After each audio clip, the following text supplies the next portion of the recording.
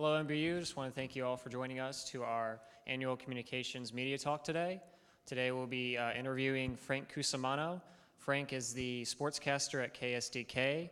Students Jeffrey Winston Jones and Nadine Badra will be interviewing him. So let's give a big round of applause to Frank Cusumano. Hi, Frank. Thank you for joining us today. Good to be with you. Thank you. So we'll just get started right off the bat, starting a little early in your career. Just tell us what sparked your interest in broadcasting. Well, I was a love of sports, and I knew there was going to come a time where they were going to take the ball away from me, where I wasn't going to be able to play anymore. So I wanted to stay involved in sports, and so when I was 6 years old at Our Lady of the Pillar grade school, which is about 15 minutes from here, I would memorize all the quarterbacks in the National Football League. And I remember all the 8th graders would come down, and they'd all gather around me. They looked so tall, and they'd say, "There he is." And then they'd say, "New Orleans Saints." And I'd say, "Billy Kilmer." Washington Redskins, I'd say, "Sonny Jurgensen."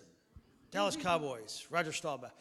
And so, I was doing that at age 6. At 12, I was doing like mock Brent Musburger, radio shows into my $12 tape recorder. And then my freshman year at UMSL, I started to do TV at Continental Cable in St. Charles with about 12 people watching. So Frank, you were on a radio show. You're on CBS Sports 920 AM. What's the transition like for you from switching to television broadcasting to radio broadcasting? Well, I do them both every day. So, kind of my day goes like, I get to the radio station at about 8 a.m., and we prepare for 2 hours for a 2-hour radio program. I think that's the only way you can do it, where you put together the best monologue you can, you get the best guest you can, and then, as soon as that thing's over, I go right to TV. Like today, I got off we taped the last interview early, so I got off at 11:45. Was here at 12:15, then we're going to get in a car and we're going to drive to Columbia, interview Gary Pinkel, and then be on the 5 and 6 o'clock news with that big story down there. So I think it helps me in television that I do radio. It helps me in radio that I do television. It's a great combination. It keeps me locked in all day and all morning. Okay, cool. So you said it helps you with the switch between the both of them, and you just said you got off probably about half an hour ago from the radio. So is today, like when you go to Columbia, that's your work for KSDK. So can you talk a little bit, I know, considering what you just told us, there's no typical day at KSDK, but can you talk about some of the other things you do at KSDK? Yeah, well, there is no typical day. Like tomorrow, since we're the Olympic station, you may have heard that. We mentioned it like 75,000 times a day on Channel 5. Jeez. But anyway, they kind of want Olympic-related stories like all the time. Last week I did a story on Aeneas Williams, who just made it to the Hall of Fame. We had his first interview. And I was thinking, how could I tie this in with the Olympics? So at the end of the program, I just said, and by the way, Aeneas plans on watching the Olympics tonight. You just can't tie the Olympics in with everything. But tomorrow I'm going to attempt to. There's a swimming coach at St. Louis University named Jim Halliburton, who was a part of the Olympic team in 1980 when they went to Russia. And they did not, that's when the United States had the boycott. So it's a good tie and it's a good local angle. Then the next day I may be doing something on the Billikens, a basketball team who haven't lost in 71 days. So it's something new every day. That's great. So, Frank, how much creative control do you have over the stories that you report? Yeah, all of them. I'm always open to suggestion. I have a Twitter handle, by the way. It's Frank_Cusumano. We're desperate for followers. So, but I get some ideas from there, but mainly, it's just paying attention. I think like the key adjective that you want in describing you, if you're a sportscaster or any type of media person, is curious. Once you lose your curiosity, then you probably should get out of the business. So you're always, reading, you're always listening, you're always watching, you're just always looking for ideas.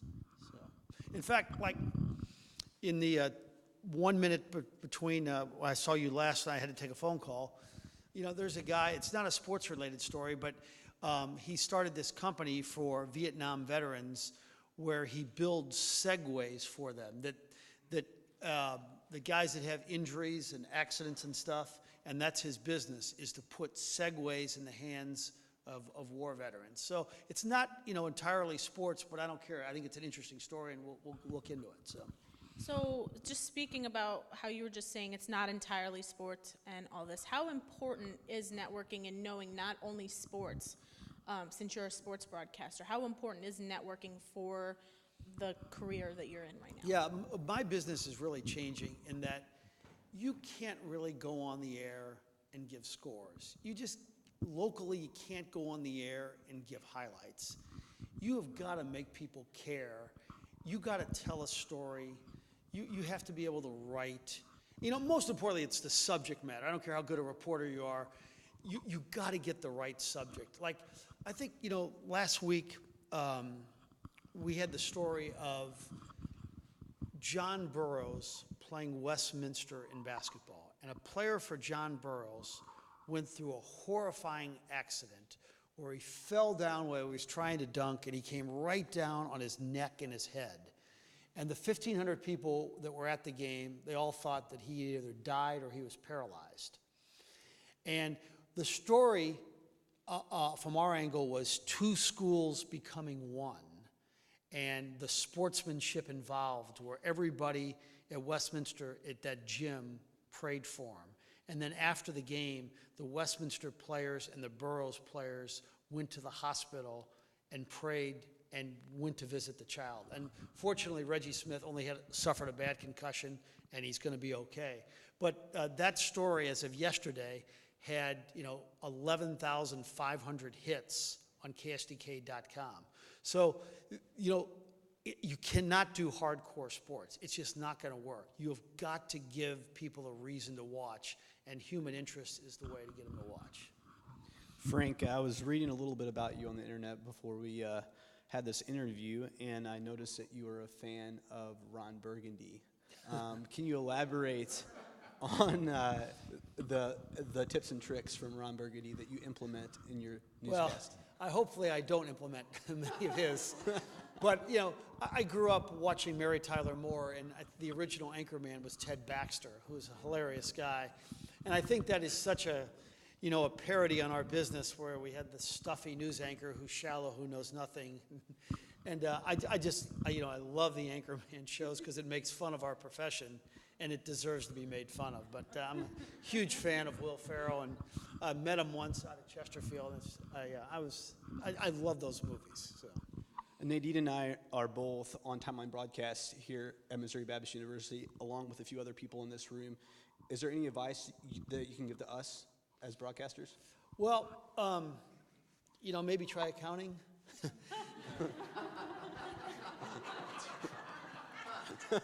Get a job where you can come out making great money and be set for life. I love what I do, but I don't know if I'd want, my kids to do it, because it is really, really a shrinking profession and a tough profession. Let me see how I'd put this. I would make sure that I become really good at shooting video. I would make sure I become really good at editing video, because in our business now, you're almost not going to be hired unless you have all those skills, all three skills.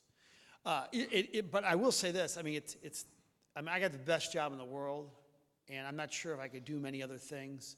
I wake up excited every day to go to work, and I love everything about my business, but I know it's getting tougher and tougher now. So I have one son who's a golfer at Loyola Chicago, who's a finance guy, and I'm glad he's doing it. I have another one who's a golfer at SIU Carbondale, and she's an accounting major, and I'm glad she's doing that.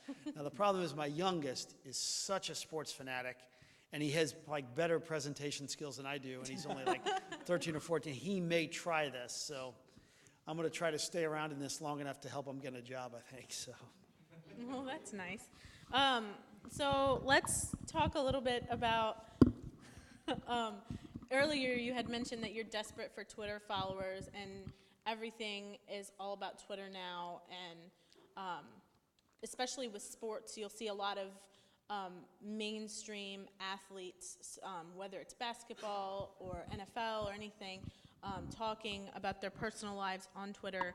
How does it relate to you as a sports broadcaster? I'm trying to keep up with all of the brand new social media and the new way that news is presented to people. First, people find out their news through social media, as opposed to watching the news at 6. So how does that affect you? Well, we've discovered that nobody watches the news alone without a phone.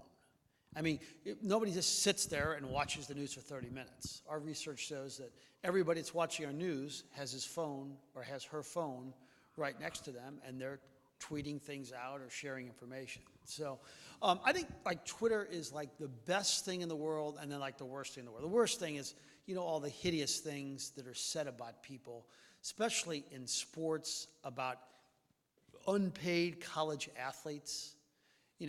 The guys that are, they're not professionals, and yet they're destroyed on Twitter by, people with no courage and no couth. And I think that's just a terrible aspect of it. In fact, I heard Tom Izzo talking about it this morning. It's horrible. The good thing about Twitter is that so much information can be shared, and it can be done in a really, really quick fashion. I was always against it for a long time. I mean, Mike Bush and I would always say, nobody really wants to hear what we had for breakfast today. And that's, there's so many ridiculous tweets out there about that. But there is a lot of quick info you can get that can help you in your profession. And so I started doing it actually in August. And it became, I have competition issues. So it became kind of a competition at Channel 5 who could get the most Twitter followers in a short period of time. Who has the most Twitter followers? I do. In fact, it was last week. See, Ann Allred came from Boston, and she had 7,000. So in August, I have 0. So now I just passed 9,000.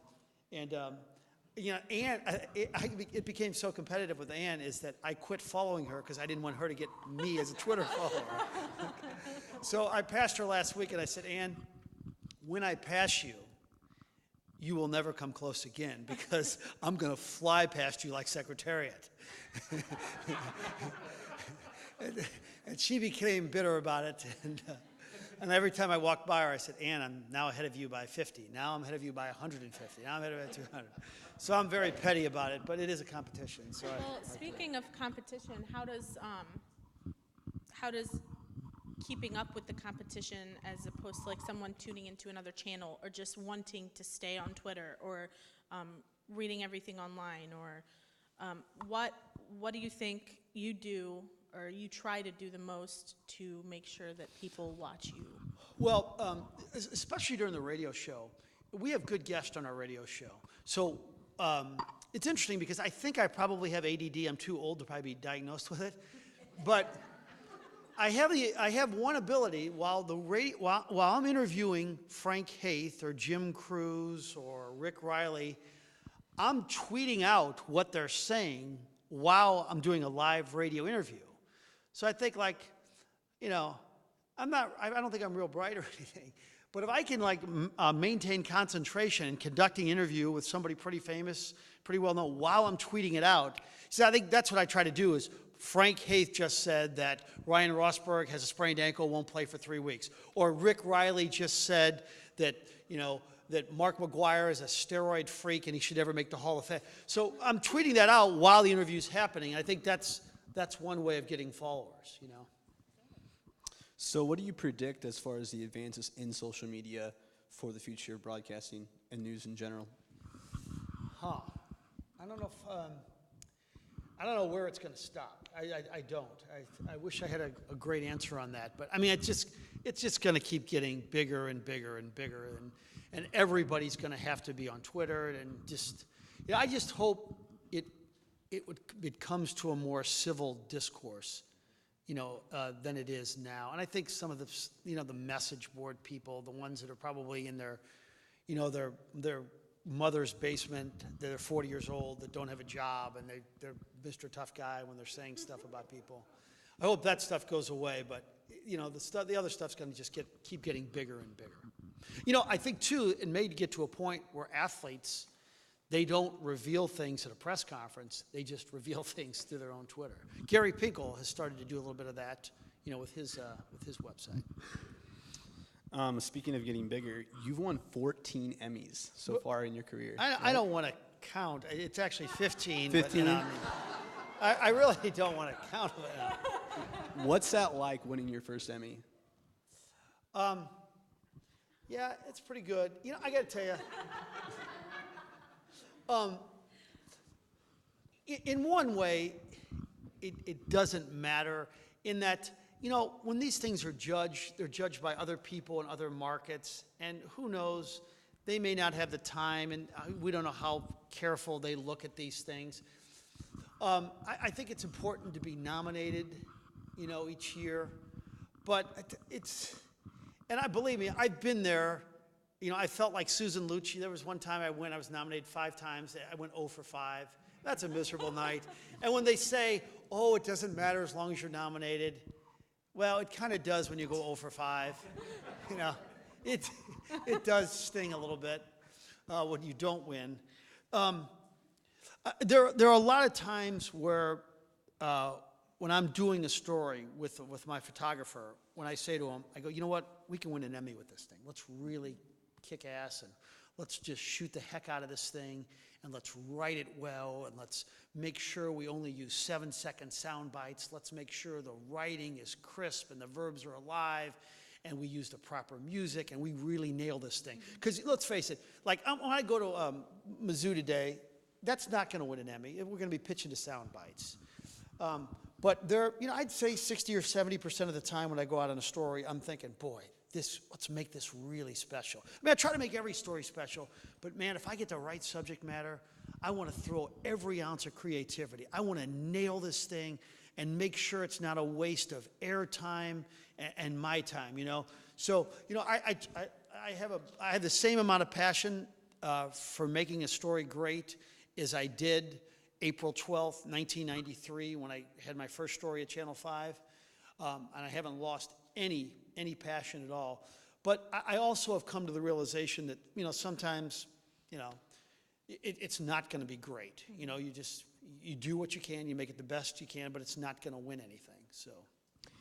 You were saying a lot about making a news story perfect and all the elements, not just writing. We have a lot of journalism students here, a lot of communication students. I am one of those. How important is it to work as a team, not just creatively, but technically, to know a lot of people that do different aspects, not just like you being the center of everything and you're going to create the story? Like, how important is teamwork in the field of communication? It really is. And, I'm a power of positive thinking guy, and I want to pump up my photographers and editors. I coach basketball. I've coached about 1,500 games, and I know what the power of positive thinking does for kids, and I know what it does for our photographers. And we have some good ones, and we have some not so good ones. But when I get a good one with a good story, the first thing out of my mouth is, I'll say to them, boy, I'm glad you're with me today because this is right up your line.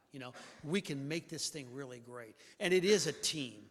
You gotta have the right subject. That's really the most important thing. But if you have the right photographer who really has a feel for it, that just gets it, and we don't have many of those, but if you get but we have some. If you get that guy and the right subject and some passion, you can make this happen. And then I know, look, I always try to say at the end of my stories with photographer Joe Young, with photographer Tom Stasiak, because I know without them, I'm doing radio. I need them, and they're absolutely every bit as important as I am, and sometimes more. Okay, so you've mentioned a lot today. You're going to Mizzou to cover a story, and the story is about a college football player at Mizzou that you had mentioned earlier. Can you tell us a little bit about the situation, what's going on, and how that's affecting you today, and how, it's a kind of a breaking story? So can you kind of just tell us a little bit? Well, yeah, I think last night, I actually got a call yesterday at about 12 o'clock, from a former NFL player and a former Mizzou player. And he said, man, he goes, you will not believe what's about to happen in sports. So that's how you found out about yeah. it? And so he told me, and he actually told me that there was actually going to be another NFL player that was going to come out that was even much more famous than Michael Sam. And so I called, I texted Trey Wingo from ESPN, who is their NFL guy, and I said, this is what I'm hearing. And he goes, I'm on vacation. He goes, let me call Schefter. So he calls Adam Schefter, and he said, well, you're very close, but only half of that's going to be right, and that's the Sam part. So anyway, the story breaks like about, I'd say about 6:30, right? About 6:30 last night. And I go to the producer, and I go to Mike Bush, and I said, yeah, this is definitely first block news. And they both looked at me like I had like, 3 heads. I said, I'm telling you something. This is the first professional athlete that's active that's going to come out and say that he's gay. This is really huge. And they said, well, let us see how the response is and stuff. So like about 20 minutes later, they come back to the sports office and they say, you're right, this is big. So that we let off our newscast. Well, actually, you know what? We actually let off with freaking snow last night. Can you believe that? There's like a half-inch of snow, and we led with that before this. But I came on like at 10:02 with the story, and then we pitched to a bite of Michael Sam. So this is huge. It's got legs. We've talked to his former teammate today, Wes Kemp. We talked to Bill Curry, a former legendary college football coach, today about it. We talked to Vahe Gregorian, a columnist, and now we'll do it on the TV side with Gary Pinkel and maybe a teammate too.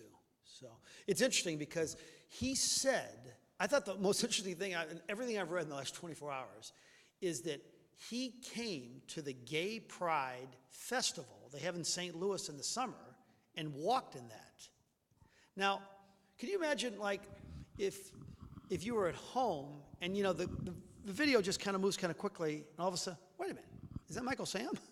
I mean, I doubt if he wore a Mizzou hat and a Mizzou football sweatshirt that day, but wow, he came to that and walked in that. So, told his teammates in August, and it was, I'm not a beat writer, I'm not there all the time, so I didn't know, but like Vahe Gregorian said that it was, it was pretty well known with the 5 or 6 of us that are there all the time that he was. So, in fact, one football player told me last night, he goes, I knew within 3 hours after I talked to him, after I met him, that he was gay. So, this is a very hot button issue for the NFL. How do you think that this is going to affect them? Well, the most fascinating aspect is going to be draft day, because as great as he is in terms of a collegiate player, and he's the SEC Defensive Player of the Year. That means you're the best defensive player in the best conference in America. He's not a can't-miss pro prospect. He's not Coney Ely, the guy on the other side, who is. And he's not going to go in the first round. He's not going to go in the second round. He's probably not going in the third. He's going in the fourth. So I imagine a lot of gay right activists are going to say, this is unfair. This is an injustice. But you have to understand is that college production and college decoration has nothing to do with pro potential. In fact, one general manager told Peter King he may not get drafted. And if he doesn't get drafted, well, then all hell's going to break loose. But, there are plenty of Heisman Trophy winners that are either drafted in the 7th round or not drafted at all. So college decoration, college potential has nothing to do with pro potential. So. You said earlier, or let's just talk about the timing of when he kind of decided to announce it, or when it came out. How do you think that's going to affect the draft exactly? Like the timing, do you think it's maybe a stunt, or do you think he just decided today's the day? Kind of? I think that he had gotten quite a few phone calls about it from other media members, and he wanted to break it on a big stage forum with the New York Times and with ESPN. So I think he felt that I've lived a lie long enough. I'm comfortable. I know what I'm going to be dealing with here. I'm going to do it now. Okay. All right. Well, I don't have anything else. We would like to open up the floor for some questions. All right. Can we give a hand to Frank Cusumano, please? Okay, but we're not done here. So everyone, if you have any questions, just raise your hand and I'll be around. And Frank, be on your toes. All right. Wait, I have first question. So Frank, has there ever been a situation where you had to use ethics between your personal ethics and professional ethics? You're assuming I have personal ethics. You did sign the contract with the devil. That's right.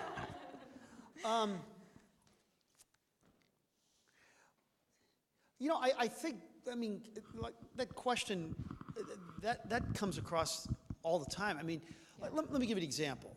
Is yesterday, a DeSmet football player, 18 years old, put a gun to his head and killed himself. And I knew he did that he killed himself. Yeah. And I think that's kind of a sensational. If you put that out there, there's going to be a lot of people paying attention to it. Yeah. But I didn't feel the need to do that.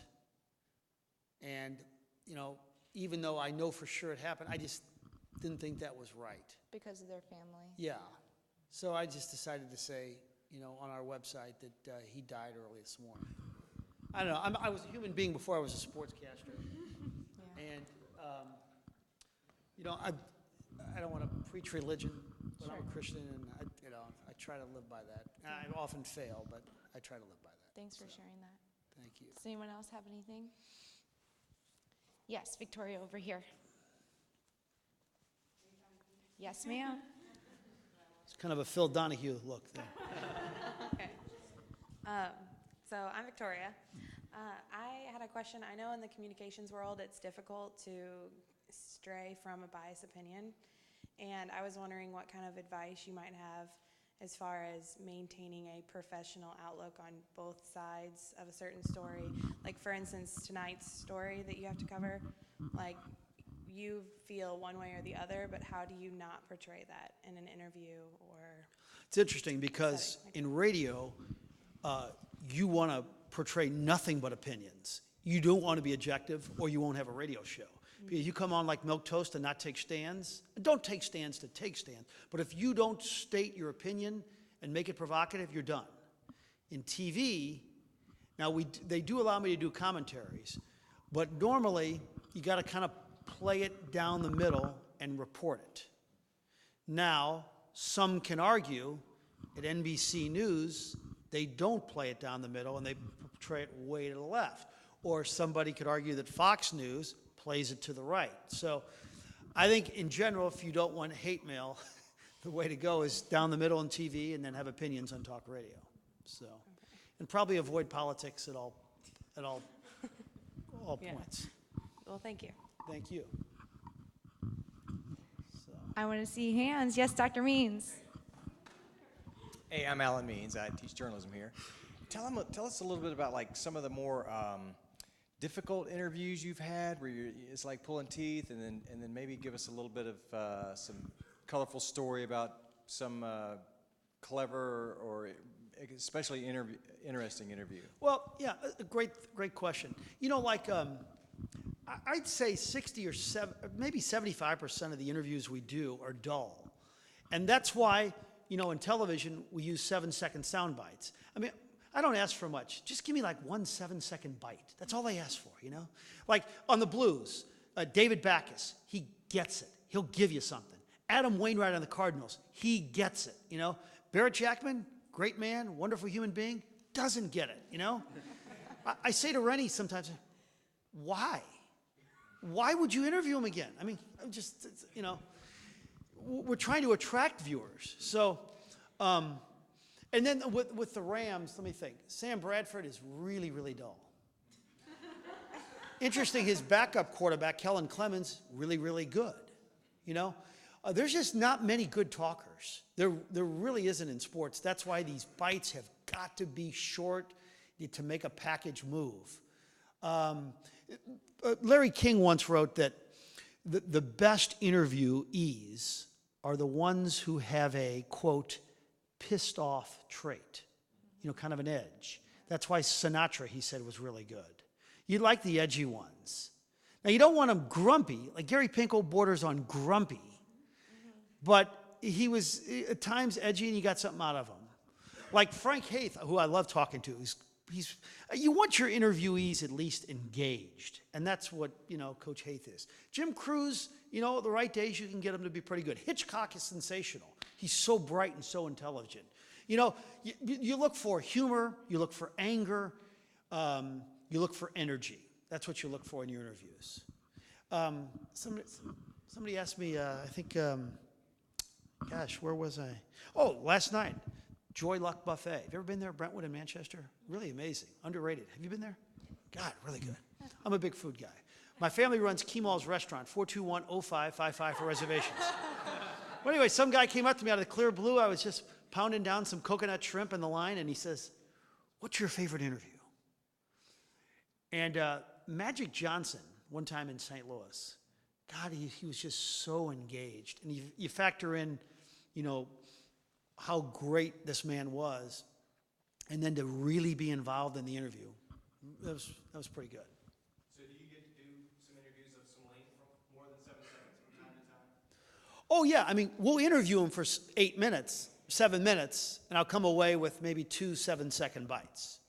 So, and it's interesting, while I'm doing the interview, I know that's my bite. You know, I may continue it a little bit longer, but I got my bite. I got my 7 seconds, you know. So. Well, we're glad you got that edge and that trait. You're a great interviewee. Yes. You can't talk unless there's a microphone, I'm sorry. Because I cannot hear you. Come on over here. What are your thoughts on Jeff Fisher as an interviewee? Bad. Yeah. God bless him. But That's my only question. I almost think that, are you trying to be intentionally dull? I mean, can you be any more monotone? Can you say something moderately clever? You know? Yeah, it's not good. Nice man, probably a solid coach, but wow. Yeah. That's why I was really happy when Kellen Clemens got that job, because we all knew, boy, we got some bites here. Yeah. But there's not many. They should all be coached up, and I think they go to seminars on this, but it's not working. That's why I always think that if I ever left the business, I would open up my own business on coaching athletes about how to interview. So. We have one over here. So I'm sure you heard a lot about Sherman, Richard Sherman. So if you were interviewing him, say you were Aaron Andrews, how would you have handled the situation? Well, I think sometimes you're almost like a waiter, and you just put it on the plate. When you got somebody like that, you just put it on the plate and back off, you know. Yeah, I think she handled it fine. And, you know, that night I was thinking what a knucklehead he was. But then you read more and more about him. You know, he's a Stanford grad. He's a smart guy. It's a full impact violent sport, and he had a great moment. He just didn't handle that well. But, you know, that's why you just can't judge people. You know, I'd hate to be judged on the worst 20 seconds of my life, you know. So, yeah, he's a good guy. We have some over here. Craig Walston. I've heard a lot of your interviews on the radio, and the one that I really like is when you talk to Jim Brown, because he's left the interview with you saying you've asked some really intelligent questions. Could you tell us just how much time and preparation you put into the knowledge that you have to interview those guys? I appreciate that. Thank you.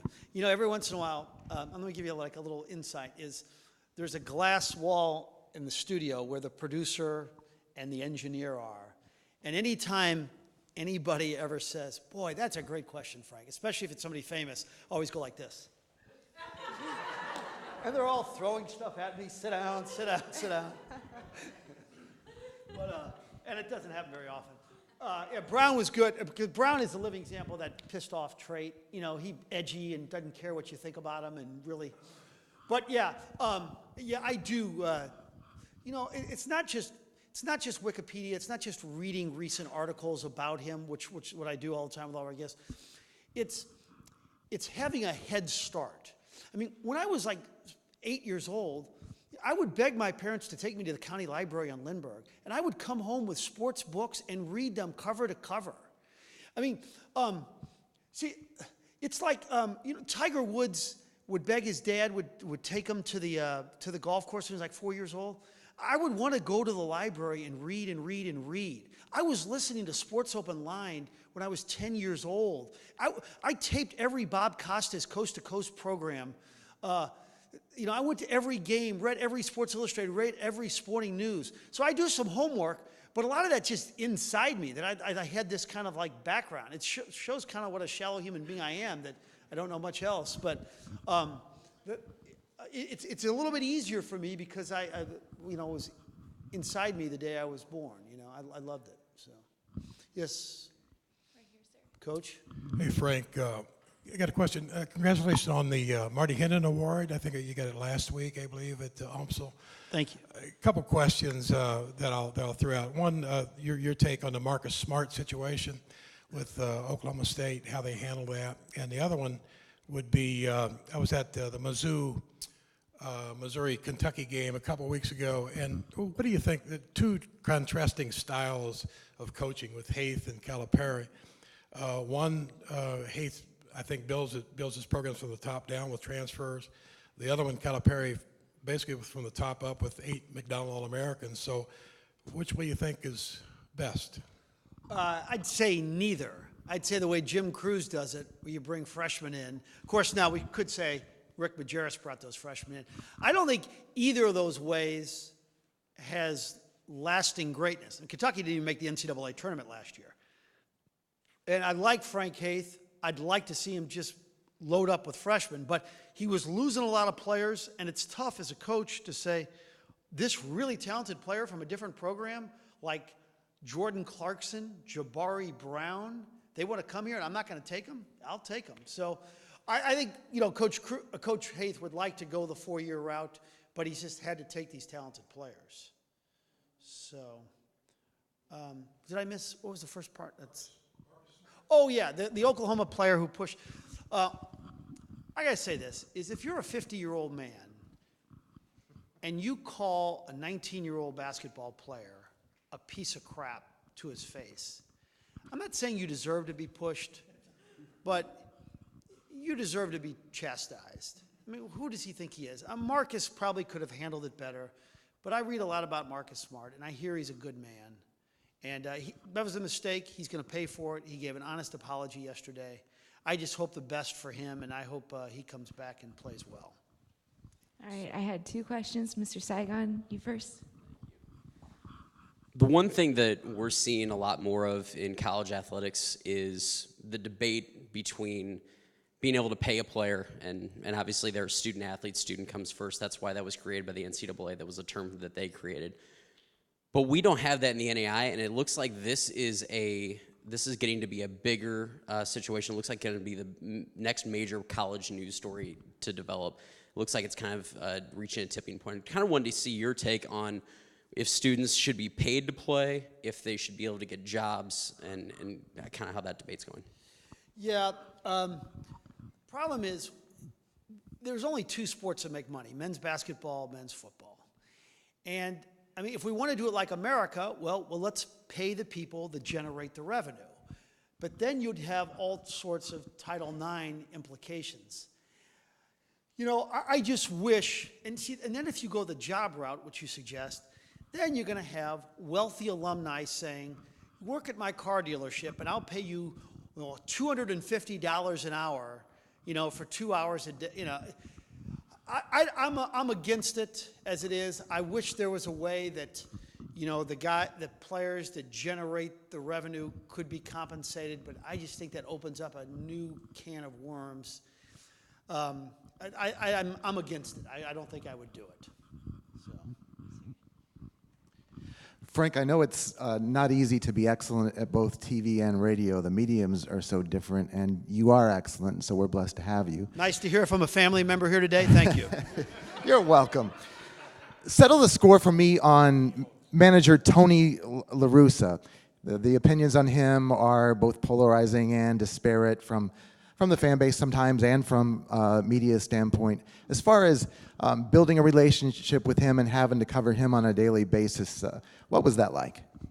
Well, it was like 16 years of covering him, radio, TV, and he got mad at me a few times. I got mad at him a few times. But in general, I think he was really good with the media. I mean, you're talking about, let me just give you an example. Before a game, he would talk to the print media in his office. Then he would talk to the broadcast media out on the field. That's 2. Then he would talk to Mike Shannon. That's 3. And then after the game, he'd talk to all of us. That's 4. 4 times 162. And this doesn't take into account all of the longer interviews where I'd say, Tony, I need you for Sports Plus. I need you for 10 minutes. And so, I mean, if you think about that, for 32 years, 33 years, he was quite accommodating. You know, I think he's one of these guys that nobody ever really got close to him. And I don't want to be friends with these guys. I'd like to be friendly with all of them, but I don't want to be friends with them. I think in general, I'd give him an A on the way, you know, he treated me. And I don't think it's just because my last name ended in a vowel. So, but he used to come to Keymalls a lot, and he's a different guy. He'd come to our restaurant, and he'd sit alone, read his paperback book, and then, you know, go home. And, you know, he has this beautiful wife, and, you know, for 16 years, they weren't together for 8 months a year. And it's a weird existence. But he's a hell of a manager. We only have time for one more question. Sure. Frank, you mentioned about the apology of the player from Oklahoma State. Just talking in general about the celebrity apology, it seems like, you know, now it's like celebrities make apologies and they don't really mean it. Yeah. And as a journalist, when you're listening to somebody apologize, you know that they're just speaking through their teeth. Well, that's a good question. I think it's kind of subjective. When you're watching the apology, do you say to yourself, is he reading something or does it look heartfelt? And I think that's for us to judge. I thought Smart, when I was watching him yesterday, I thought that was a heartfelt apology. But some of these, yeah, some of the A-Rod apologies, what a crock. Yeah, some of them were just totally, you know, comes from some PR firm that, yeah, I agree with you completely on that. All right, we're going to wrap it up here. I'm going to give it to Professor Stagenborg. Thank you, thank you. Thank you all for coming. I appreciate it a lot. Hope you learned a lot today. Thanks to Nadine and Jeff for interviewing Frank, and of course, thanks to Frank for coming. And any questions, last-minute questions? We've got about 2 minutes. Cassie, oh. What sport did you play? Basketball. Yes, in fact, when Dave Pierce was coaching at Maryville, our UMSL teams would take care of those teams and beat them good. Well, actually, one of them was a close game. With your dad, your uncle, referee. That's a good point. Hey, Frank, for our last question, as you know, we have a lot of students here that are obviously share passion in this field. What advice would you have for them? Like, if there's a few skill sets that they could really hone in while they're here at Missouri Baptist? Great question. I'd get involved. There's a very talented woman back there who should teach you a lot about video. She taught us a lot of things at Channel 5. I would take that class, first of all. But I'd make sure you can write, you can shoot, you can edit. And then get yourself involved in internships at radio stations, TV stations. Get yourself involved if there's a campus radio station here or a school newspaper. Just get your hands involved in everything. And then when you're an intern, you just say, what can I do for you? And you make an impression that when that internship is over, you'll be able to go up to me or to one of our people, say, hey, would you mind, there's an opening here in Paducah, Kentucky. Could you write a letter? Could you make a phone call? And then we're happy to do that. You impress the hell out of those people. You do everything possible to impress those people. All right? Okay, thank you so much for coming. Thank you. Great to meet you. Thanks so much. Those are really good questions. Thank you did a you. good job. Appreciate it. Appreciate it. I'm going to give you this. Is that all right? Oh, yeah. Great.